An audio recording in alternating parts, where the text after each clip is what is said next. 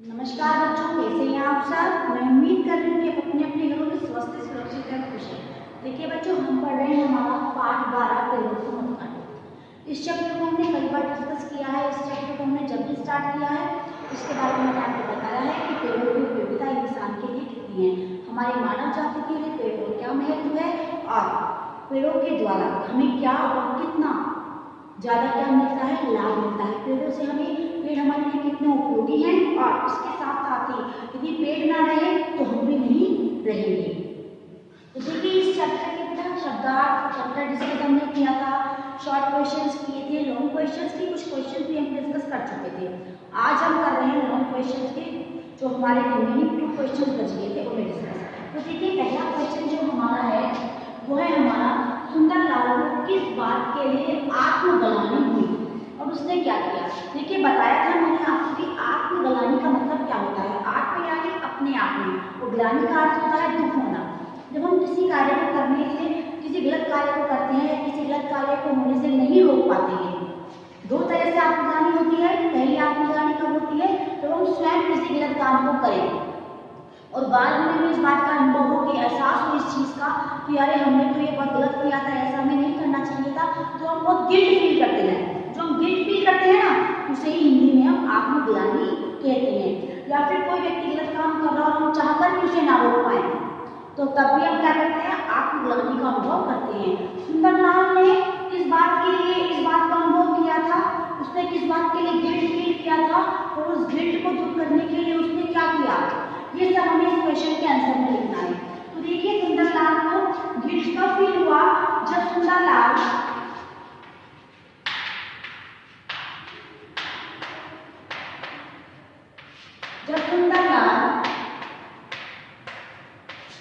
Company के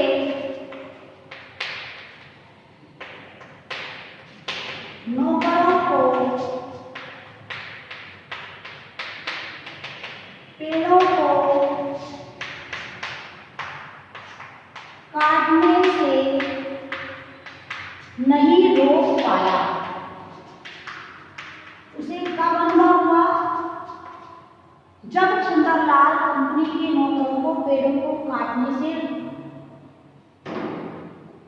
नहीं रोक पाया, तब उसे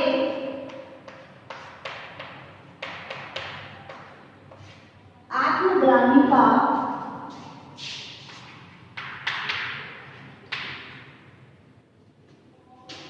एहसास हुआ।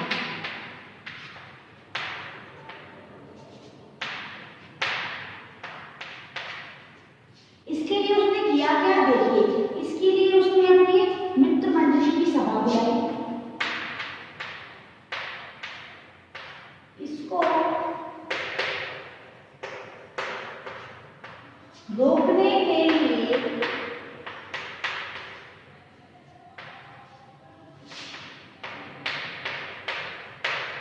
उसने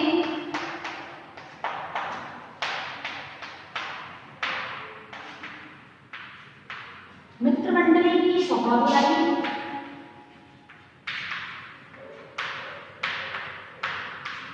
तथा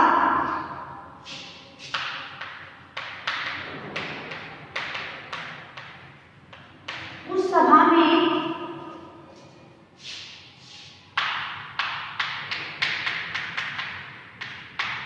गांव के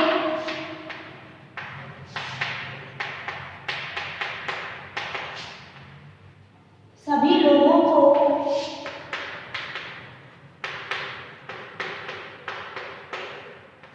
आमंत्रित किया।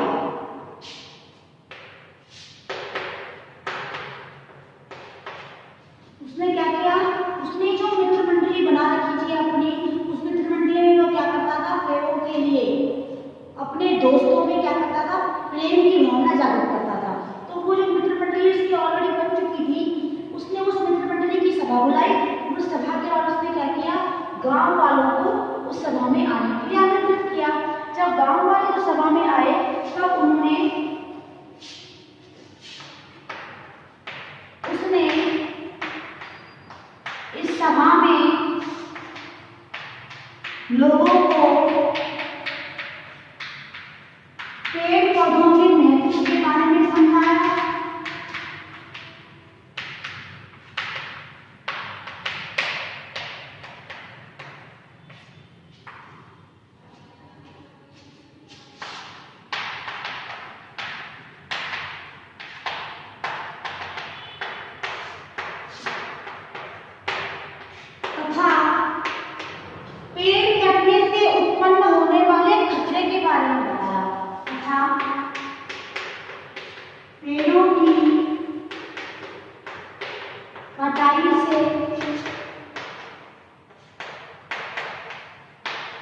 उत्पन्न होने वाले खतरे के बारे में बताया। अब देखिए उसने क्या किया था, इसको डिस्कस करते हैं आंसर को। सबसे पहले तो सुंदरलाल को आत्मग्लानि क्यों हुई, हमें इसका आंसर लिखना है, क्योंकि फर्स्ट क्वेश्चन का फर्स्ट पार्ट यही है। तो उसको आत्मग्लानि इसलिए क्योंकि वे कंपनी के नौकरों को पेड़ काटने से नहीं रोक पाया, इसलिए उसे किसका अनुभव हुआ, आत्मग्लानि का, कि वह चाहकर भी गलत काम होने से नहीं रोक पाया, पहली बात। दूसरी बात है फिर उसने इसको क्या किया, तो उसने क्या किया कि इसको रोकने के लिए उसने अपनी मित्र मंडली की सभा बुलाई।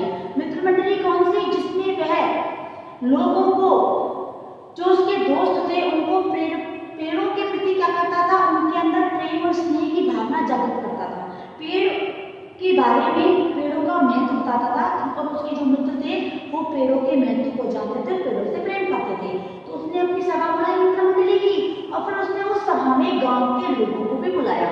क्यों बुलाया, क्योंकि मित्र मंडली से क्या होता, सफिशिएंट नहीं होता, उसका काम पूरा नहीं हो पाता। तो उसने गांव के लोगों को बुलाया और गांव के लोगों को उसने ये समझाया कि जो पेड़ पौधे हैं उनका महत्व क्या है हमारे जीवन में, हर एक व्यक्ति के जीवन में, मानव जाति के जीवन में पेड़ों का क्या महत्व है, ये उसने गांव के लोगों को समझाया।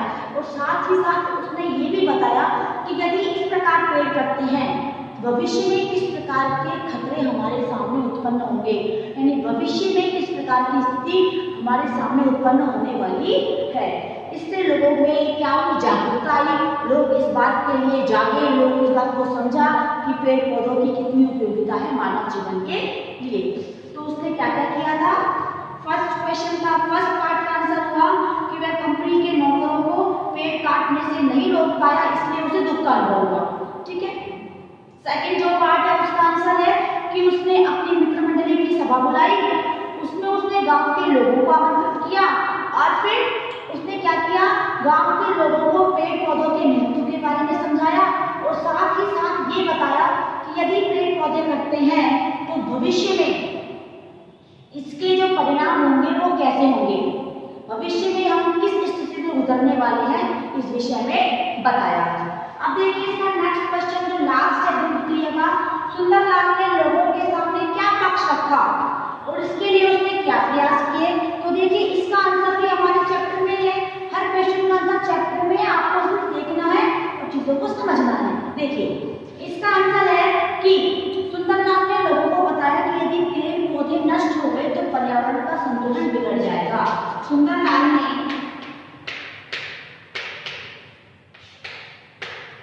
लोगों को बताया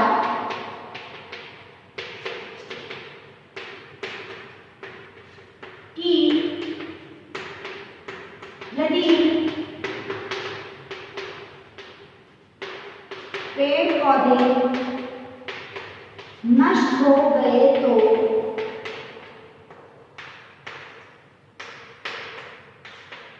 पर्यावरण का संतुलन बिगड़ जाएगा।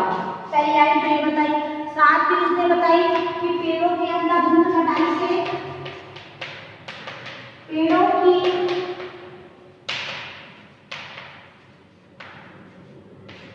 अंधाधुंध कटाई से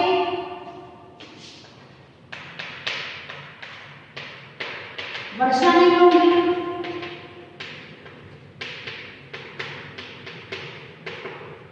तथा अकाल की स्थिति पैदा हो जाएगी।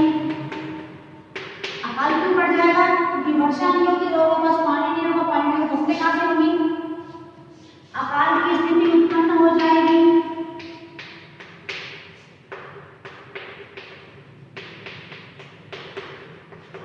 यदि आप बाहर से अनाज मंगाते हैं तो उसके लिए धन का अभाव, क्योंकि पैसे कहाँ से आएंगे, जब फसल नहीं होगी तो पैसे कहाँ से आएंगे। तो देखिए इसमें लिखा हुआ है कि बाहर से अनाज मंगवाने के लिए धन नहीं होगा,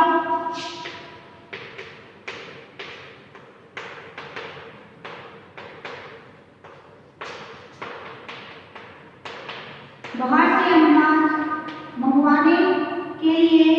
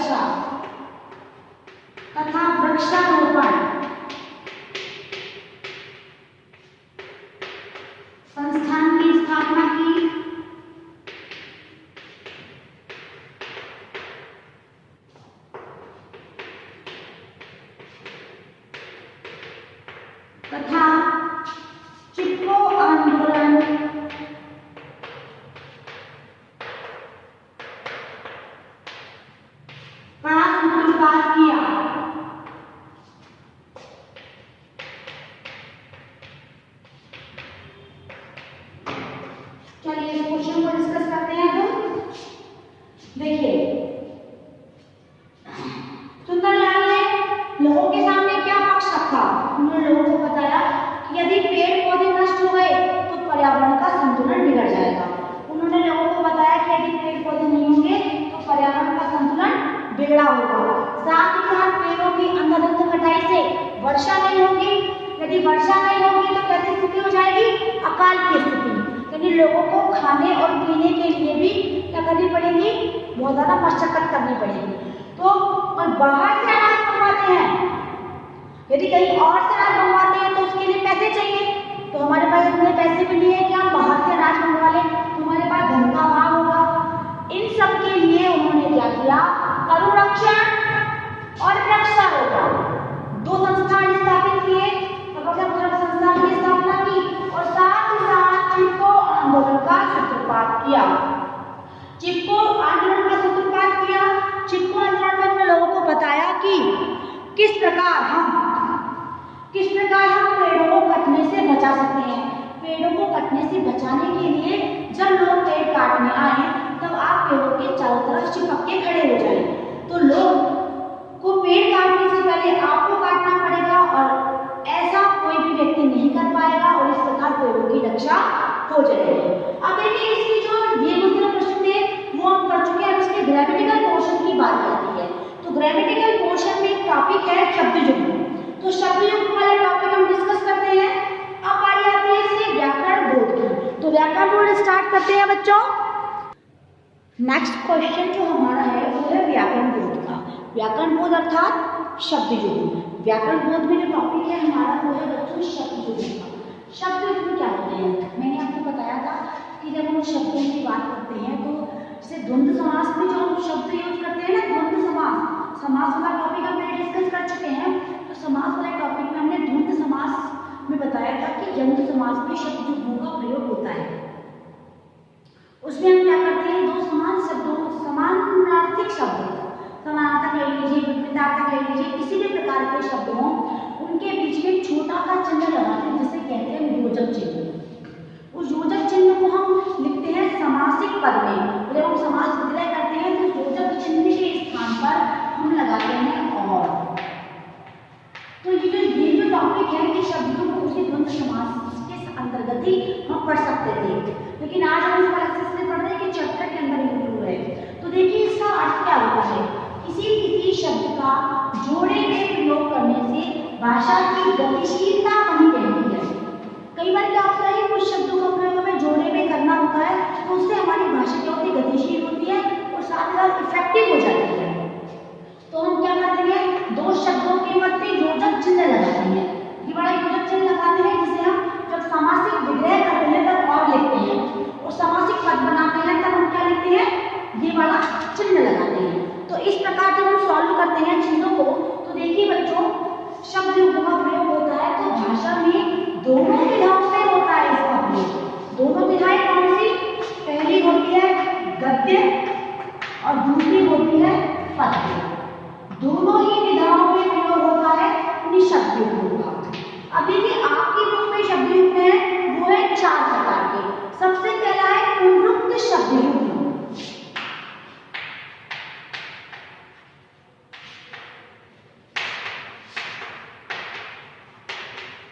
इन पुनरुक्त शब्द युग्म जो दिए गए हैं वो आपकी बुक में है तो आप आसानी से लिख सकते हैं। देखिए चलते चलते यानी एक ही शब्द दो बार पुनरावृत्ति, पुनरुक्ति यानी पुनरावृत्ति, किसी भी शब्द की बार बार आवृत्ति, जैसे चलते चलते,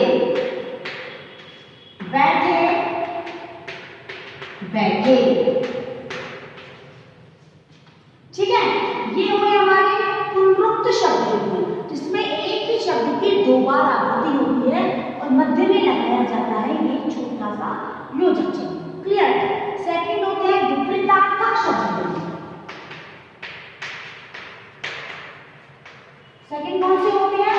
विपरीतार्थक शब्द युग्म। ये शब्द युग्मों में टाइप बता रही हूं आपको, जो आपकी बुक में ऑलरेडी है। देखिए क्या होता है? लेना देना, माता पिता, अंदर बाहर, सुख दुख, रात दिन, सुबह शाम, ये सब क्या होते हैं? विपरीतार्थक, लेना और देना, सुख और दुख। क्लियर? नेक्स्ट होते हैं सार्थक और निरर्थक। सार्थक साथ में,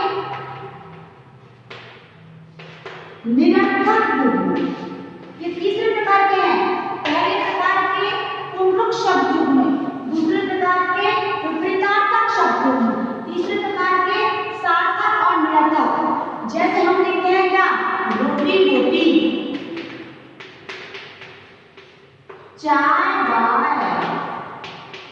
अब ये तो सार्थक है, ये निरर्थक है, ये भी सार्थक है, ये भी निरर्थक है। इसमें लिखा हुआ है आसपास, आसपास तो फिर भी सार्थक ही होते हैं, विपरीतार्थक नहीं पर सार्थक ही होते हैं ये तो, लेकिन पास शब्द का निरर्थक शब्द में आता है। एक ठीक है मिलते जुलते अर्थ वाले शब्द। चौथा होता है बच्चों मिलते जुलते अर्थ वाले युग्म। अब ये मिलते जुलते अर्थ वाले युग्म क्या है? दोनों ही शब्दों का समानार्थ होता है, जैसे पेड़ पौधे। अब देखिए पेड़ और पौधा, वैसे तो पेड़ अलग होता है, पौधा अलग होता है, कॉमन सेंस की बात है, लेकिन ये मिलते जुलते अर्थ होते हैं इनके, इसलिए। नेक्स्ट है बाग बगीचे।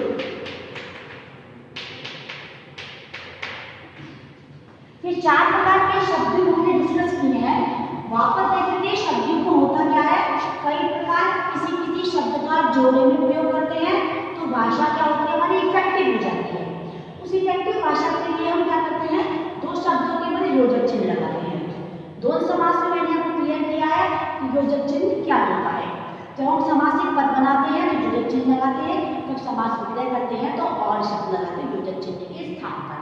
अब देखिए हमारी इस बुक में चार प्रकार के युग्म शब्द बताए गए हैं। पहले होते हैं पुनरुक्त युग्म शब्द। अब आपसे कोई पूछे पुनरुक्त शब्द कौन से होते हैं तो आपको आना चाहिए वो शब्द जिनकी आवृत्ति दो बार होती है। युग्म चिन्ह लगा दिया है लेकिन आवृत्ति दो बार लिखा हमने एक शब्द को, वो होते हैं पुनरुक्त युग्म शब्द। विपरीतार्थक, जिन दो शब्दों के बीच चिन्ह लगाए दोनों का अर्थ क्या हो? दूसरे के विपरीत हो। सुख दुख, रात दिन, सुबह शाम, माता पिता, लेना देना, खाना पीना, ये सब कुछ। सार्थक और निरर्थक बताया, रोटी निरर्थक रोटी, चाय सार्थक, वाय निरर्थक, और मिलते जुलते अर्थ वाले पेड़ पौधे बाग बगीचे। ये तो हमने किए युग्म शब्द। अब इस क्वेश्चन में क्वेश्चन है पाठ में से कोई चार शब्दों को चुनकर दिए गए स्थान पर लिखो। तो वो चार शब्द मैं बताती हूँ आपको। देखिए पाठ में लिखा हुआ है पहला शब्द छोटे छोटे, दूसरा लिखा हुआ है माता पिता। देखिए पहला लिखा हुआ है छोटे छोटे, दूसरा लिखा हुआ है माता पिता, तीसरा हरे भरे और चौथा पेड़ पौधे। ये इस बॉक्स में मैं आपको लिख के बता दूं, आप चारों तरफ से पेड़ करेंगे। पहला है छोटे छोटे, दूसरा है माता पिता, थर्ड है हरे भरे और फोर्थ है पेड़ पौधे। तो ये